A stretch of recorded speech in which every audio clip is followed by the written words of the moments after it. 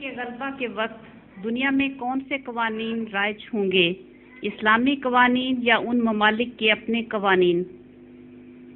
اسلامی قوانین تو یہ غلط خیال ہے کہ ہر شخص پر ٹھونسے جا سکتے ہیں۔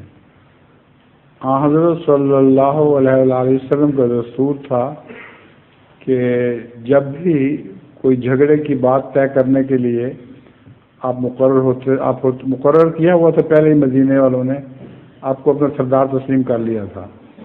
ہر جھگڑا رسول اللہ صلی اللہ علیہ وسلم کی خدمت میں لوٹایا جاتا تھا، اور آپ کا یہ دستور تھا کہ پوچھا کرتے تھے کہ تم اپنی شریعت کے مطابق فیصلہ چاہتے ہو یا قرآنی شریعت کے مطابق، اور رواج کے مطابق چاہتے ہو تو وہ بھی بتاؤ۔ تو حضرت صلی اللہ علیہ وسلم کا دل تو اس معاملے میں اتنا وسیع تھا کہ پوچھے بغیر وہ فیصلہ نافذ نہیں کیا کرتے تھے۔ تو جہاں بھی احمدیت غالب آئے گی وہاں یہی طریق ہوگا، جو غیر مسلم ہیں ان سے پوچھا جائے گا تم اپنی شریعت کے مطابق فیصلہ کروانا چاہتے ہو یا قرآنی شریعت کے مطابق، اور یا رواج کے مطابق، تو اس کے مطابق ان سے سلوک کیا جایا کرے گا۔ کوئی ایک شریعت سب پر نہیں ٹھونسی جائے گی۔